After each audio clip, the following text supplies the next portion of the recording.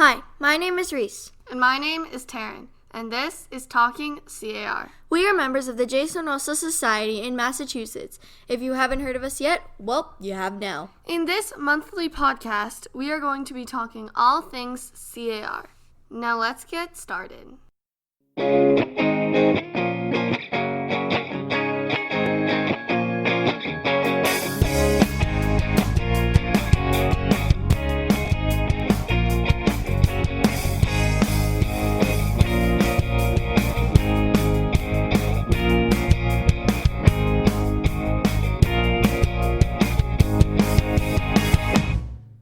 Hello, and welcome back to Season 2, Episode 2 of our podcast, Talking CAR. In this month's episode, we are going to be talking about virtual meeting how-tos and some tips and tricks on how to make your meeting a little bit more fun. Now, we know many people listening to this right now have already used either Zoom or Google Meet in the past for either work, school, or even other CAR events, and we just want to explain it a little more. Now, we are not experts, we do not know everything, but we know quite a bit, and we would like to share what we know with you to make your meetings go smoother. Yes, so we have used both Google Meet and Zoom in the past with school, and we both prefer Google Meet, but it's really confusing, and our school set it up for us, but there's a lot of Google Chrome extensions, I think, that you have to add on, but we're just going to talk about Zoom because it's a lot easier to use, and it's more common. Yeah. Getting into this more, we are going to talk about Zoom etiquette. First, be on time to your meetings. Mm-hmm. You don't want to be late. You don't want to miss anything. I find it helpful to join 2 to 3 minutes early to make sure you can say hi to everyone. Yeah. And mute yourself when you're not talking. Sometimes when I'm on meetings, I can just hear random rustling in the background. It's kind of uncomforting. There could also be dogs barking in the distance. It could be your own dog. You could have dishes banging in the kitchen. Yeah. I don't know, but it can be annoying. So turn on your video because since no one is really going out and seeing each other now, it's good to see each other's faces and be reminded of what each other look like, because I can tell So you don't forget. I forgot what a lot of people looked like. So it's good to see people, and just make sure you turn on your video. Also, come prepared. If you have to say anything, if you have to give a presentation, you want to have everything you need. Yeah, right. You can take notes. Have a pen and paper out so you can take notes on the meeting too. Oh, yeah. So be sure to sit still during your meeting because it can be distracting when there are people in the background just moving around. You can distract you from the presentation or whatever is going on. Also, be respectful to the host, to all other participants, attendees. It's just always nice. Be respectful no matter what. Oh, even not in a meeting. Find a quiet place, especially if it's your own home and you're already muted. Make sure you can hear the meeting and what's going on. Yeah. You want to, and it's really helpful, we found, to have headphones or a headset. Yeah, or then earbuds. It'll focus your voice through the microphone. Yeah. And you won't be able to hear those dogs barking in the distance or the dishes in the kitchen. Yeah. So another thing is to raise your hand before you talk because sometimes it can be a lot of, I don't know how to put this. There's a lot of people speaking. Mumbo jumbo. There could be a lot of people speaking and you don't want to cut someone off. Yeah, it can be chaos. Makes it orderly if you just raise your hand. Yeah. And don't eat during the meeting. If you're having a party where you're all having ice cream or something, we've had those. I get that while you're eating. That's fun. And if you are eating, mute yourself because I don't want to hear that. I was once in a meeting for school. It was early. And one of my fellow students, classmates, they pulled out bologna out of their fridge and just started eating it during the meeting. It was really weird and disgusting. Yeah, don't do that. And Zoom backgrounds, the things that you can put behind you, they can be distracting. If you have a cool historical one, please show it. Fun. That's cool if it has something to do with the meeting. Oh yeah. But sometimes they can be distracting if they're not necessary. And then so we're going to start by just how to get into a Zoom meeting. Yeah. To get started. There's a few ways you can do it. So when you get your link to join a Zoom meeting, It could be either in an email, you can post it on like a Facebook page. Yeah. You can really find it. sometimes you can be given like this super long thing full of numbers, and sometimes you can just be given a few things. So if you just have the link, or it's in this thing, you can just click the link and it'll take you directly to the meeting. And If you don't have the link, you can find the code, yeah, which you can just go to the Zoom website, click join a meeting, put in your code, and you should be able to get there from there. But if it requires a password, be sure you have that. be sure you have that. It should be with the code wherever you found it. And if you get one of those big invites, if there is a section that has a bunch of phone numbers, or if your phone Yeah. dies, or you can't get into the meeting, you can use like a landline. People still have those. Or like a home phone if you have Yeah. that. There will be a number, and I think they're assigned by like time zones, but I'm not I have no exactly idea. sure. And you can call into the meeting. They won't be able to see your face, But you can talk. You can you listen. can talk and listen. So those are very helpful. And now we're Yes. gonna give you a little, Like a tour of the screen, participant screen. all of it, Yeah. even as an attendee. So Yeah. we're gonna start all the way at the top Corner. right corner. I couldn't think of directions. So this is where you can see your view. There is 3 options of view. You'll probably start in speaker view, which is, Where you just see the person speaking. yeah, and I think sometimes there will be like people at the top also. Top or sides. I don't remember.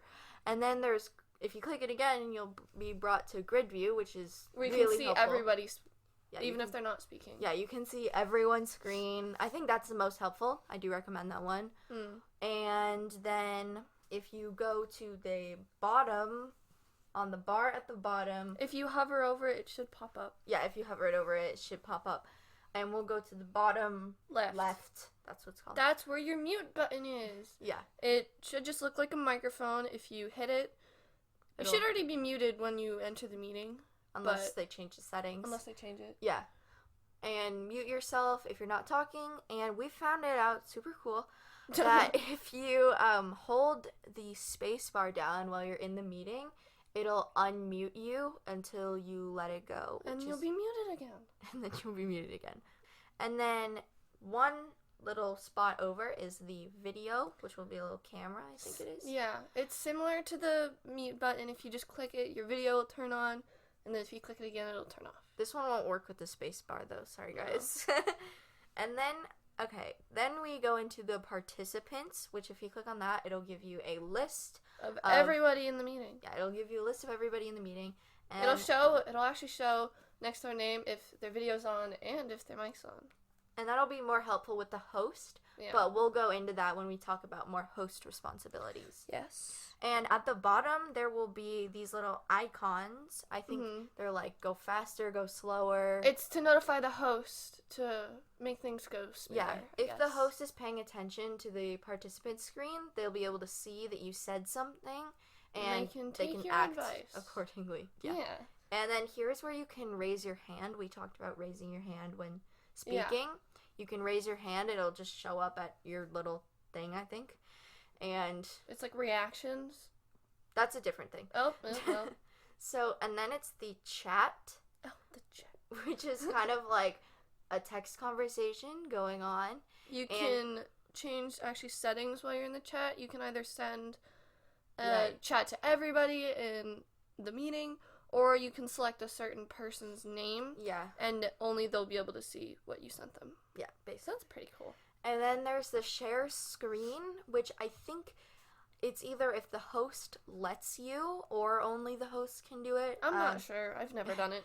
Yeah, and this will basically project the host's or your screen onto, and everyone can see what you're doing. This is where you can present slideshows or show people like a cool website. I've had Pictures. I've had movie nights where you do that. Those Oh, are super yeah. cool.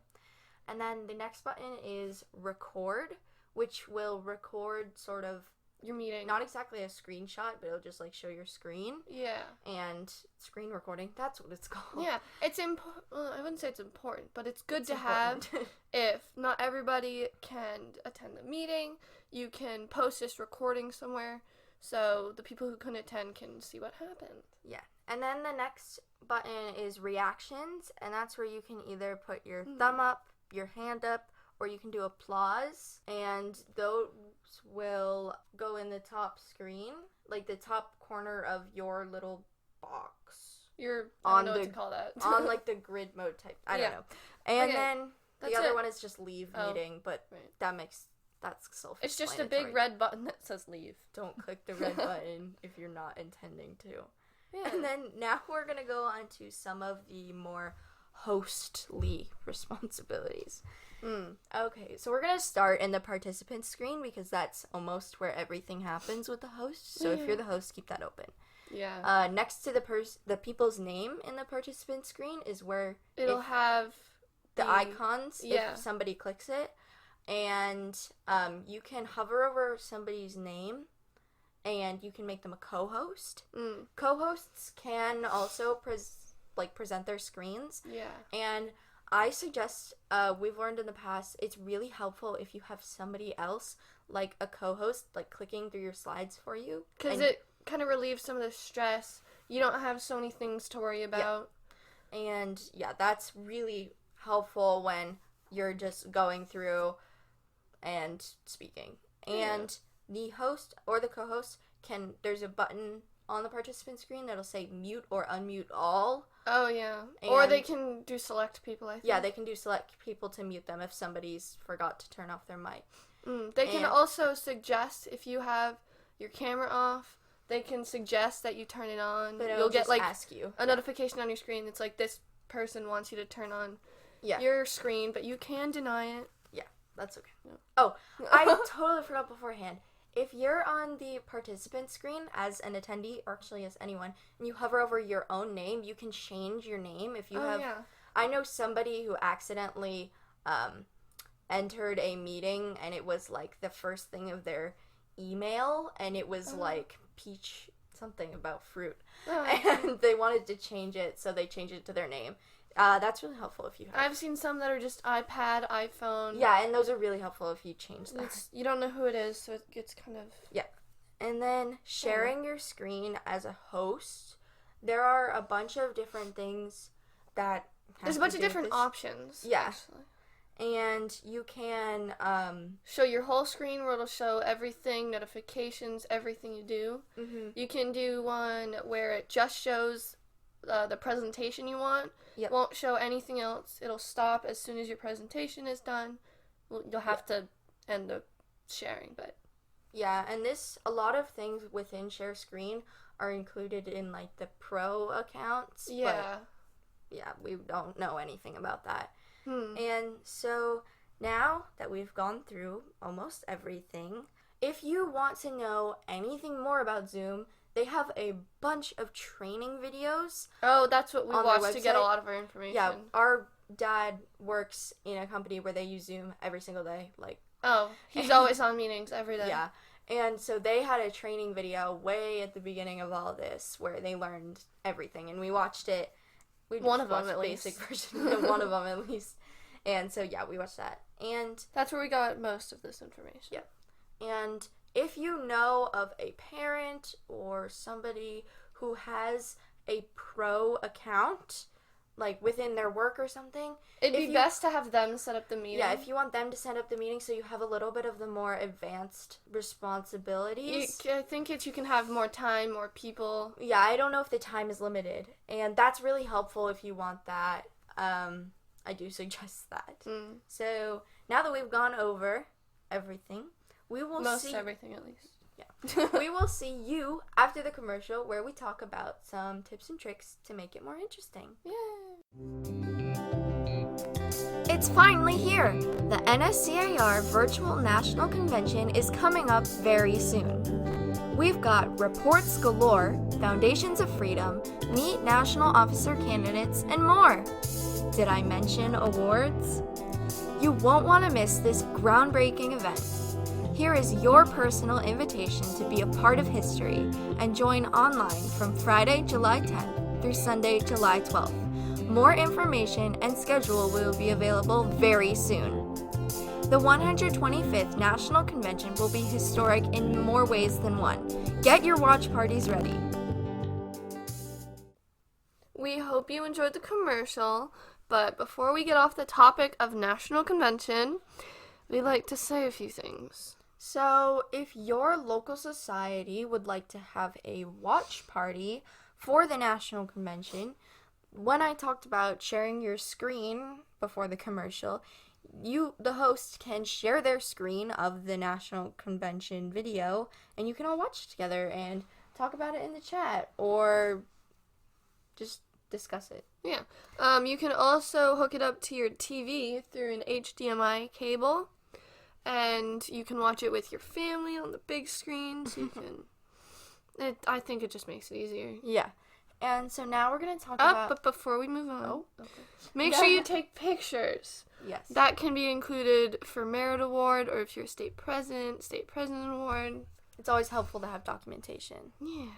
And always take pictures of when you're doing these activities that we're going to list for Yeah, this. that That'll can help too. for Merit, I think. So now we're going to talk about some fun things that you can do and some fun things that we've done in Zoom meetings. So scavenger hunts.